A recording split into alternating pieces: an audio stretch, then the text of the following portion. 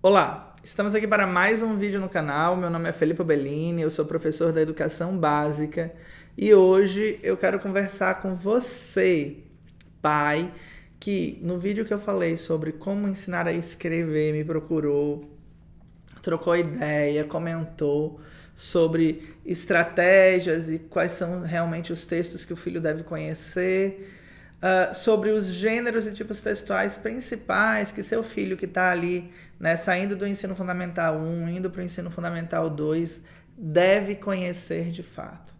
Se você tem um filho, então, entre 9 e 12 anos, 13 anos, é o momento de trabalhar a leitura e a escrita desse estudante.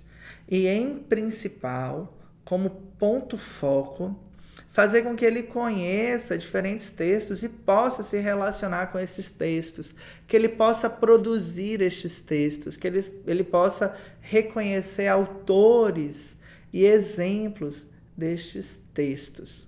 Então, eu fiz uma grande lista aqui. Vou, inclusive, ler diferentes definições que eu encontrei para esses materiais. E daí, assim que eu ler cada um, a gente vai comentar. É um vídeo longo, então vamos comigo. Primeiro, contos de fada. Acho que toda criança tem que ler e conhecer contos de fada. Porque a criança tem uma abertura imaginativa enorme. E se a gente puder trazer diferentes exemplos de homens e mulheres, príncipes, princesas, em diferentes situações de conflito, ele começa a compreender e se imaginar e se colocar em outros repertórios que não apenas o repertório da família. A gente deve entender que a criança, o tempo inteiro, ela está se imaginando. E ela está fazendo nas brincadeiras dela simulações do mundo real. Então a gente precisa dar repertório também para que essa brincadeira tenha personagens, tenha história, tenha uma fantasia incluída. Basicamente, o conto de fada é uma história fictícia que traz elementos ou criaturas mágicas. É comum o uso de príncipes e princesas. Conto de fada é uma coisa. Outro gênero muito próximo que eles devem conhecer é a fábula. A fábula é uma narrativa que traz uma reflexão de valores humanos.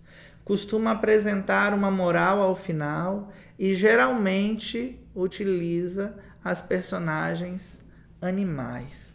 Então, essa é a grande diferença. O Conto de Fadas ele não traz uma moral no final. A fábula vai trazer. A fábula pode fazer uso de animais que falam, que conversam, mas pode ser que não tenha também. O legal da fábula é que ela personifica objetos, ela personifica animais e faz com que a criança tenha uma empatia por estes seres. Em ambos os casos, a fantasia está correndo solta e o gênero narrativo propicia à criança o ato de contar histórias. Mas mais do que contar histórias, o principal objetivo do gênero narrativo é qual? Resolver problemas. Quando a gente conta uma história, a gente coloca os elementos do problema, a gente mostra como se resolve esse problema e a gente, através da fábula, tem uma reflexão sobre o problema resolvido ou apresentado, não é verdade? Outro gênero que eu coloquei em pauta é a crônica. A crônica é um tipo de texto que mistura jornalismo e literatura, né? Então a gente vai ter a crônica literária, a gente vai ter a crônica jornalística. Ela tem como característica forte a ironia e costuma utilizar notícias para narrar histórias fictícias com humor. Quando a gente vai ler Crônicas para ler na escola, volume 1, 2, 3, 4, 5, 6, 7, quando a gente vai ler as Crônicas do Luiz Fernando Veríssimo, naquelas histórias engraçadas, o que a gente compreende é que a criança ela tem o senso de discurso.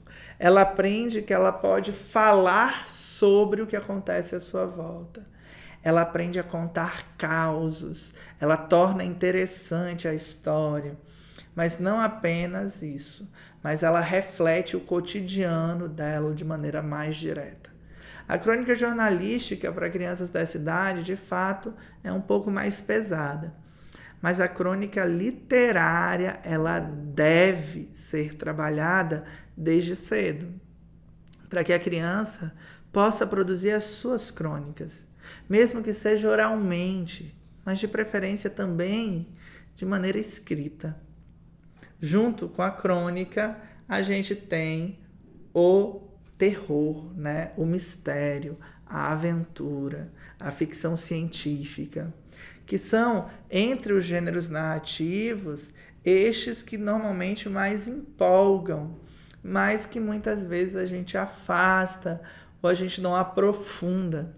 A prática de contação de história, de leitura de histórias, do conto, que é um texto mais leve para eles lerem nesse período, agora contos um pouco mais longos, 1 página, 2, 3, até 10 páginas, faz com que ele entenda que existe uma história, existe uma apresentação de personagens, que é importante prestar atenção nos detalhes dos personagens, que esses personagens vão sendo colocados em uma apresentação do cenário, que existe uma complicação que vai sendo gerada, e nessa construção dessa complicação, o tempo inteiro eu vou jogando informação lá, para que no fim, né, o desafio aconteça, haja um clímax e por fim um desfecho. Claro que essa é a estrutura prototípica do conto, mas a gente pode ver essa estrutura nas narrativas também, de maneira mais longa, nos romances. A ficção científica é a história que traz elementos que não existem na realidade, que geralmente envolve tecnologia, ciência e outros planetas. A ficção científica, como a do Ray Bradbury, né, Crônicas Marcianas, permite que a criança se imagine em outros espaços e passe a observar o horizonte. Ela passa a pensar em Marte, ela passa a pensar em Júpiter, na Lua. É o ponto de partida para a criança se interessar em tecnologia, se interessar por tecnologia, por ela entender como um computador funciona, como um carro funciona. Muitas vezes, na construção narrativa, ela passa a prestar atenção nos detalhes. Esses detalhes ela traz para o repertório dela. E daí, o teu filho vai ter condições, vai ter interesse para assistir uma série, assistir um filme, ver um Star Wars, né? E ele vai compreendendo esses universos. Assim, quem sabe a gente não tem um engenheiro, quem sabe a gente não tem um astronauta, de uma maneira mais apetitosa, porque a literatura, nessa fase dos 9 aos 12, dos 9 aos 13, está muito em abrir o interesse. Na medida que ele tem e ele experimenta diferentes gêneros narrativos, ele tem esse proveito. O mistério traz uma história com elementos de suspense e costuma trazer a solução ao principal enigma da trama no final da história. Então, quando uma criança lê Sherlock Holmes, quando uma criança lê Agatha Christie, o que ela está fazendo é compreender como é que funciona o raciocínio lógico. Crianças que são colocadas e que compreendem, que leem e veem exemplos do raciocínio lógico em ação, naturalmente resolvem problemas mais rápido. Um bom mistério casa excelentemente com uma prova de matemática. Alunos que leem mistério leem melhor opções de questão, eles sabem ler o enunciado de uma questão. Porque tudo passa por uma lógica e esse aluno é capaz de reconhecer esses elementos. Terror. Histórias de terror costumam apresentar personagens assustadores e contar situações que provocam medo no leitor, usando elementos tenebrosos. Poxa, olha que experiência bárbara. Faz uma noite de contos de terror. Lê a história ou conta oralmente. Faz com que ele possa ter os seus próprios causos de terror. Mostre a ficção em uso. Visite um cemitério, sabe? Ande por uma rua escura e faça com que ele preste atenção nos elementos da rua escura. Por que ele tem medo da rua escura? E como é que se enfrenta esse medo? Fantasmas. Existiram fantasmas, pessoas mortas na cidade têm uma história. Quem são as pessoas que morreram nessa cidade? Elas eram importantes? Não eram? A noção de passado que vem junto com os contos de terror, a importância de tratar bem as pessoas, as maldições colocadas nessas ficções, trazem não só a concepção de realidade, em um contraste muito explícito, mas permite o respeito aos rituais, o respeito às crenças, a noção de respeito ao cotidiano. Aqui existem questões que não são bem esclarecidas e não serão esclarecidas, como a morte, sabe? E tudo isso a criança já pode ter contato e reconhecer e saber perceber e dizer, opa, isso não me agrada, eu não quero ouvir um conto de terror, também é parte do ensinamento. Aventura. As histórias de aventura são empolgantes e cativam o leitor pela ação dos personagens. Passar por terras desconhecidas e encontrar tesouros, por exemplo, são tipos de aventura. As aventuras foram sendo substituídas pelos desenhos. Então, teu filho ele já sabe o que é uma aventura. Ele já assiste desenhos de aventura. Mas, e se ele conseguir ler e compreender? Pela minha experiência, a literatura de aventura, hoje, ela é mais difícil, porque o texto escrito é mais lento. Mas, em compensação, enquanto se vê um filme, um vídeo, você não é o ator. Mas quando se lê uma história, o teu filho se imagina como o protagonista. Ele acompanha os heróis de perto. E quando ele toma gosto, isso dá uma força e um interesse fantástico. Beleza. Só para encerrar os narrativos e a gente poder ir para os textos instrumentais, né? Então tem um mito. O teu filho compreender o mito, né, que é uma narrativa fictícia que explica acontecimentos dos lugares, geralmente inclui seres fantásticos e deuses locais.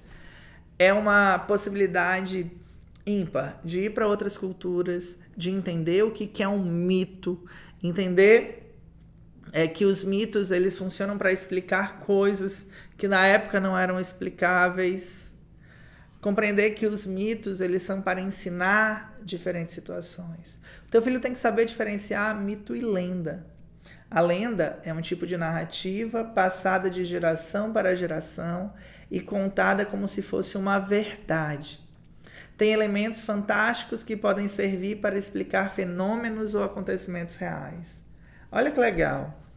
Então, eu tenho essa grande diferença. A lenda é contada como verdade. Os mitos explicam fatos e problemáticas. Os mitos não necessariamente são verdades, ou já são verdades que foram reduzidas, foram explicadas pela humanidade posteriormente. Seu filho tem que reconhecer isso. Seu filho tem que saber quais são as lendas da região dele. A sua cidade tem lendas? Existem figuras folclóricas? O que vocês comemoram no dia do folclore? Existe São João? No carnaval? O que é falado? Vamos trazer, vamos resgatar. Visitar as cidades do interior é excelente para isso. Procura um griot na sua região, procura um contador de histórias. Vê na escola se existe alguém que conta histórias. Leva ele para um sarau de poesia ou para um sarau de contação de história numa biblioteca. E isso tudo vai atrair ele bastante. Por último, o diário. Teu filho tem que conhecer o diário. Ele tem que saber contar os fatos do cotidiano dele. Basicamente, o diário ele conta os fatos do cotidiano ou impressões que o autor teve sobre determinado dia. Geralmente, é o autor que lê o diário, que costuma ser escrito em primeira pessoa. O diário é um texto para ele, mas é o registro, é o primeiro contato dele com uma agenda. É a maneira como você, pai, consegue acompanhar o que está acontecendo no dia a dia dele.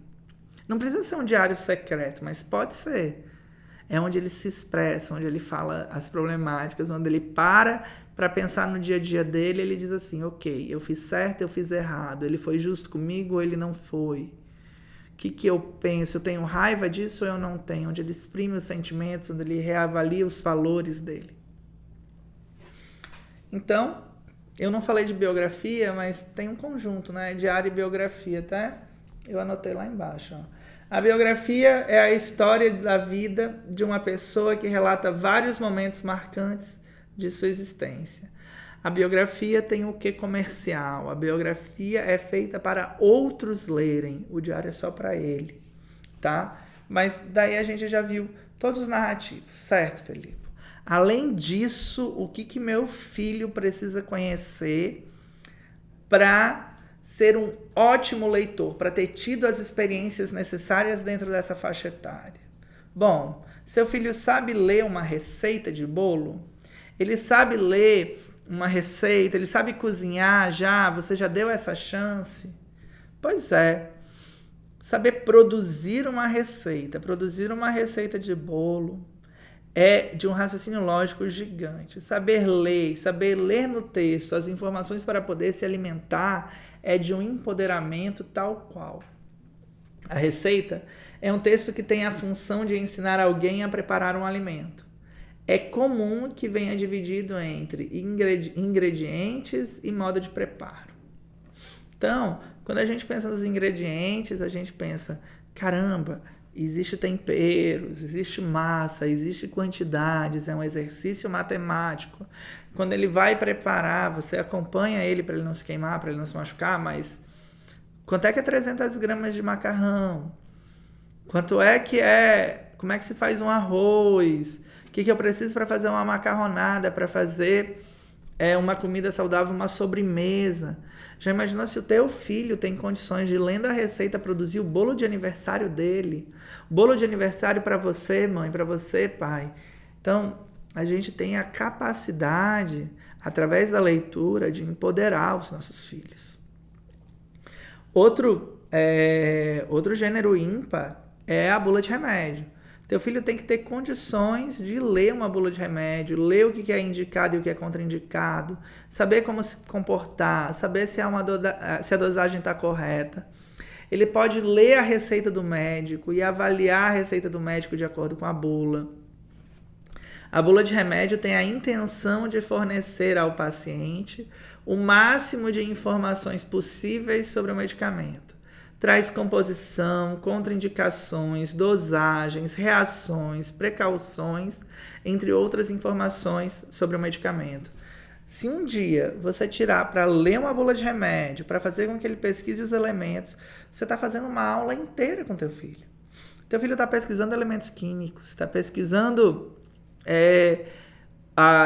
o modo como foi preparado, ele vai ver qual foi a empresa que fez, ele pode ver o faturamento desse remédio, ele entende a empresa de medicamentos como indústria. Olha quantas discussões você tem condição de levar através de uma simples bula de remédio, através de um simples dipirona que você foi dar para ele diminuir a dor de cabeça dele. Pois é. O e-mail, eu pego isso direto. Aluno que não sabe usar e-mail, aluno que não tem e-mail. Por exemplo, esse ano eu estou com uma disciplina atrasada, eu tive que pivotar a metodologia inicial que envolvia letramento digital, porque os meus alunos não têm o cadastro no SigEduc e não têm o e-mail. Ah, Felipe, por que você não fez com eles? Então, por uma série de entraves, por uma série de equívocos, mas principalmente porque a minha preocupação, ao ver que eles não tinham essas ferramentas, esses suportes, era ambientar eles e compreender, ensinar para eles o que era um computador, que eles não sabiam. Mas alguns tinham, e alguns estão bem avançados nas atividades. Alguns, os pais se preocuparam, eles aprenderam por conta. O e-mail, ou correio eletrônico, é um gênero eletrônico escrito, cujas características lembram as de bilhetes e cartas, embora possam transmitir qualquer mensagem. A praticidade é uma grande vantagem desse gênero textual. Através do e-mail eu posso mandar uma carta, através do e-mail eu posso mandar um bilhete. É bom conhecer o bilhete, é bom conhecer a carta, mas é imprescindível nos dias de hoje saber usar um e-mail, ter um endereço de e-mail, crie um e-mail com seu filho. Diga que esse é o local onde ele vai receber as cartas mais importantes, que ele pode não receber e-mail todos os dias, mas que quando ele receber é porque alguém queria falar com ele realmente. Que ali vão estar as documentações mais importantes. É ali que ele vai receber o boleto de luz no futuro, é ali que ele vai receber o boleto de internet, é ali que ele vai, esse instrumento que ele vai usar para criar a conta dele digital da escola, para ver as atividades dele.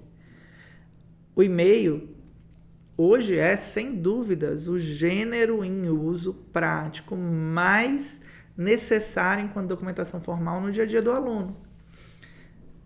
Mandar um e-mail, entender o que é um endereço, entender o assunto, como se escreve, como se dirigir a uma pessoa, que eu não posso tratar um e-mail de trabalho como um e-mail para um amigo. Tudo isso vai dando um valor enorme. Um outro gênero importante que eles conheçam é a entrevista. Então, no e-mail, junto com o e-mail, ensina o bilhete, ensina a carta, ensina seu filho a escrever uma carta, ensina ele a ler uma carta. Mas a entrevista é um gênero do jornalismo que me atrai muito, porque ele aprende a conversar. Então, se você ensina o teu filho a ler entrevistas, a ser questionado, a responder uma prova oral, a receber uma sabatina, quando você ensina o seu filho a ler uma entrevista, não apenas isso, mas ele está aprendendo a dar valor ao que está na voz do outro. A entender que para cada informação dita, existe uma pergunta importante para ela.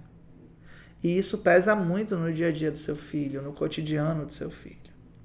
Porque esses gêneros informativos, eles fazem parte.